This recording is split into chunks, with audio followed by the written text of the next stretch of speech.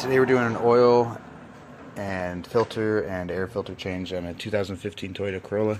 If you don't know, just pop your trunk here. If you want to know what to get, they can help you at the auto parts store, but if you open up your little user manual in the back, it'll tell you where to turn, but 0W20 is what we want, or you see oil grade, ILSAC, GF5, multi-grade engine oil. Now, the Toyota purists are going to tell you to get the Toyota brands. You do whatever you want there, whatever you feel like. The local O'Reilly's had a sale. I got the air filter, I got the oil filter, I got the oil.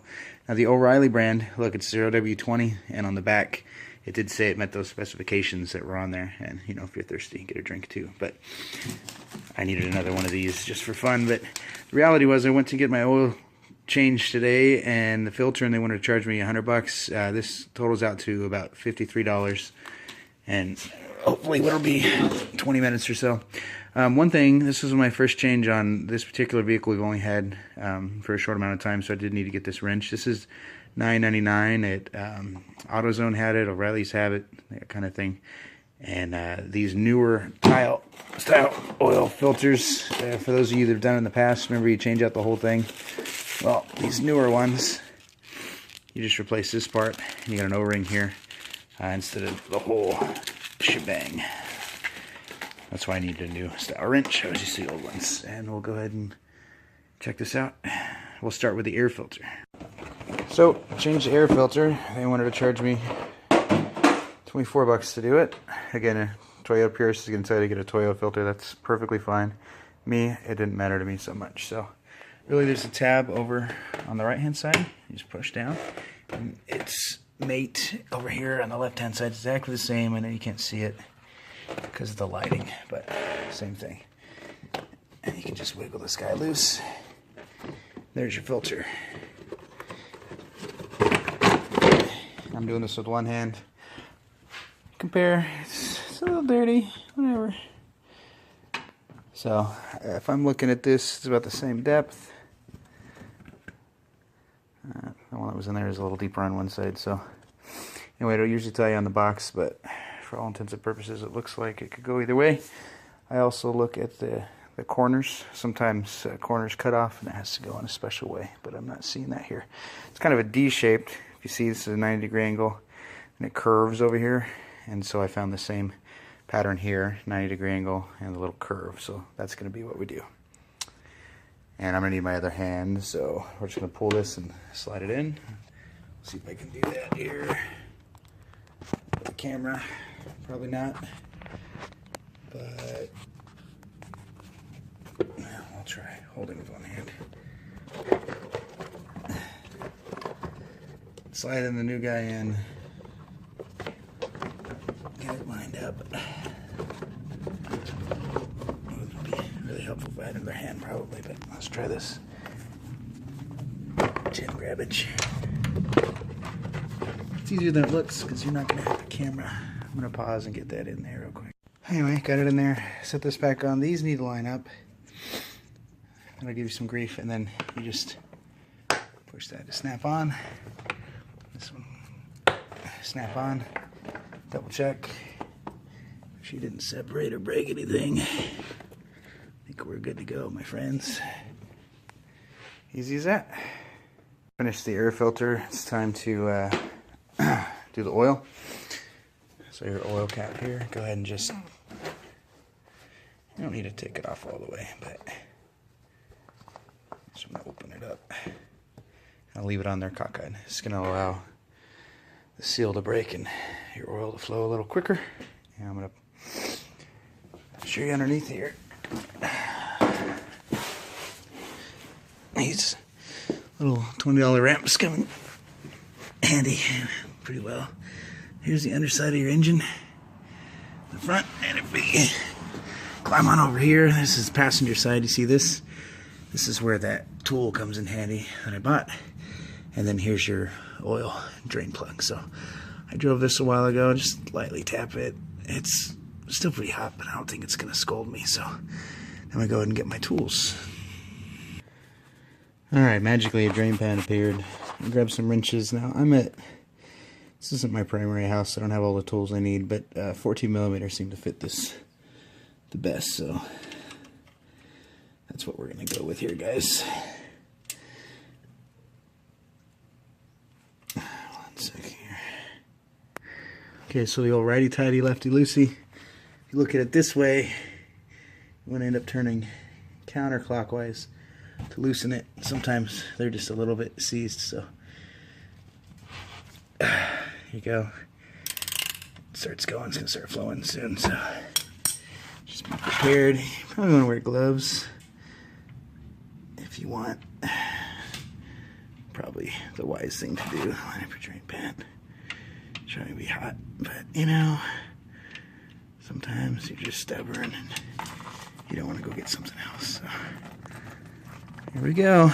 So let that drain and come back to it. This bolt's a little warm. I'm gonna go set it down. One of these nifty guys, you can just kind of set your bolt here. And it's not gonna have a lot of oil, so it's no worries. All right, we're letting it drain.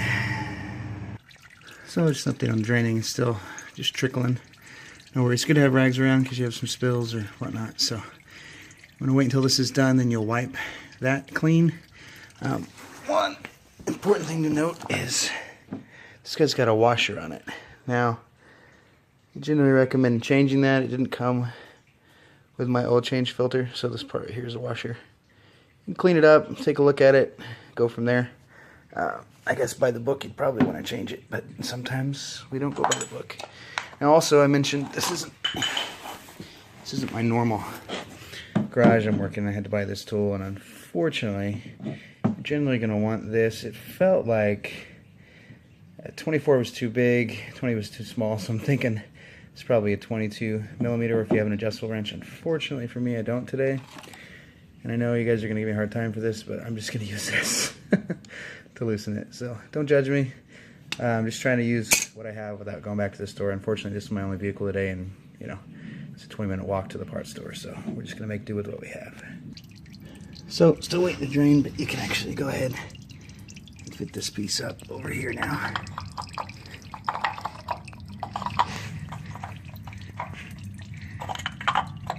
Get it down there pretty good.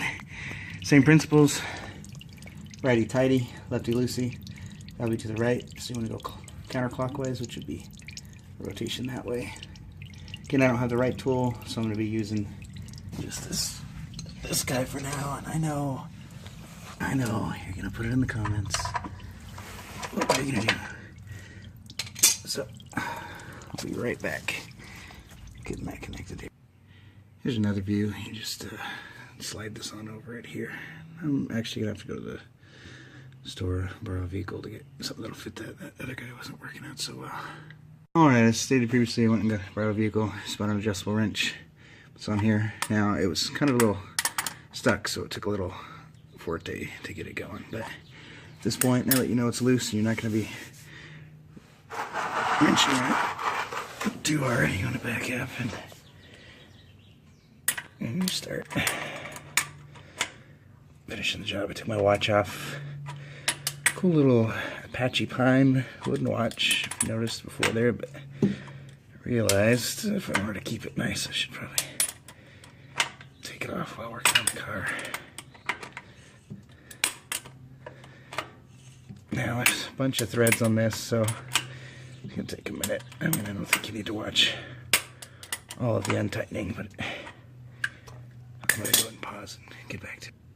Actually, it wasn't too much longer from when I paused it, and you can actually start hand untightening it at this point. Just make sure your drip pan's good. I don't want to mess.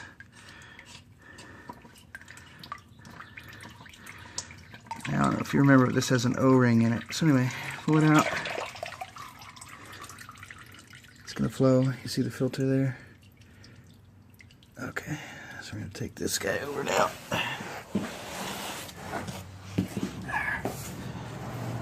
Over here and give you a better idea. So there is the old. Here's the new. Here's the new one. Now obviously it's black because it's clip oil, guys. So don't worry too much. I'm gonna pause it so I can use both hands to yank this off. I'm just gonna pull it out here. So just gave it a tug and it came right up. So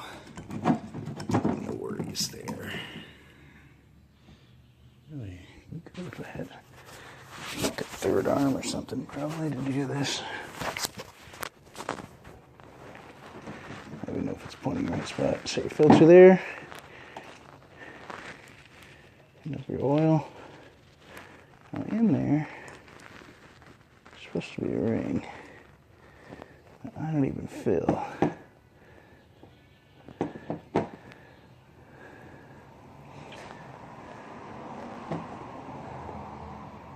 It's good to me. So that guy back in. I'm gonna go see if the O-rings maybe still on the vehicle. It's definitely supposed to have an O-ring. So I did check up in here. This is kind of what it's married to, and I stuck my finger in there. There's no O-ring remnants in there, so whoever changed the oil last on this thing just didn't do it, apparently. This O-ring is going to go on. Just get slid down to here. It's supposed to act as a seal, so let me do that real quick with leather. Probably why I had such a hard time getting that thing off. Someone over tightened it, but anyway, O-ring's supposed to sit just on the bottom, just like that. No big deal. You can take some of this old oil and rub it on there. Anyway, just rub some of that oil around there to help keep it from cracking. So this guy's gonna go back on. We're gonna start with the finger tightening.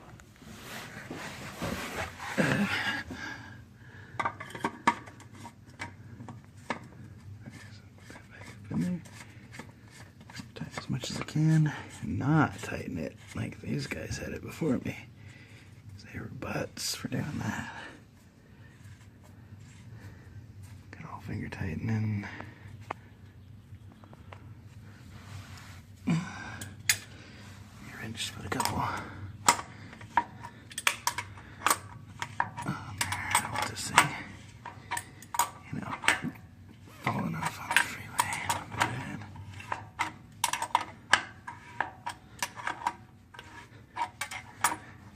There's that new O-ring on there. So there's one. There we go. Seems to be good. And I'll have to knock that thing off. It should be good. I'll double check. Alright, then I just whack this thing a couple times to loosen it with a wrench on the side and pull it off, and we look good to go. And it looks like there's this tab here I didn't notice before. It kind of keeps it from coming undone. So maybe that was some of the grief I had when getting it off. You might want to just pull that. Anyway, should be good. I always like to grab a rag and tidy things up. I did finger tighten this guy back on when I was working on this because I didn't want to get oil dripping all over me while I was working, if I could avoid it. So anyway, we're going back to righty tighty. So just turn to the right, a little bit of force, a little more. You don't want to strip or break it, so a couple of those, and again wipe all your surfaces. This is good for when you put new oil in. You can come and see if there's a problem right away with fresh oil spilling or leaking or weeping out. So, all right. And we're back at the top of the vehicle. I got our oil cap that was kind of offset. It's always a good idea to kind of wipe up and out. Make sure nothing's going to fall in there. If you got a filter, use it. What I didn't show is, okay, so remember your oil filter cap is here. If you have a funnel, use it. If you don't, aim well, and you dump your new oil in there. Now, this particular jug, whatever brand, as long as it meets your factory specs, and for this needs to be OW20. On the side, it has measurement for you, and so this said 4.4 quarts if you change the filter in the user manual. If you're not changing the filter, it was 4.1 quarts. So as you can see, there's just above half a quart left. So right on the money. Should be good there. Put your lid back. Tighten it. Not super tight. Just tighten it and a little bit more. And your dipstick is where you're going to check. See how you're doing. Now, I've got these two holes here, or notches. If you can see it with my camera zoom, I've got the Note 5 right now. Let's see. Of course, it's not going to show it. Anyway, there you go. There's a notch there and over there. Boop and boop. And this first notch is going to be your minimum oil level, and this next one is going to be your max. So you want to be closer to this guy, never under that. So if you've never checked your oil before, that's what you're looking for. Some dipsticks have them labeled. This is, you know, minimum fill, min fill line, max fill line, things like that. And you're good to go. So that's kind of what we're looking at. So drive it around. Let the oil flow through there and check everything one more time. That should be pretty good, but I'm going to keep that oil in the car. Sure, I need to top it off. That's all we got. So as your double check, you want to go back under. Always go back under. Look for oil seepage. I don't see any there. I don't see any there. So we're good. And then we're going to put all our tools away, put the oil away, dispose of it properly. You're good. Thanks for watching. I know it wasn't perfect, but it's free. Thanks, YouTube.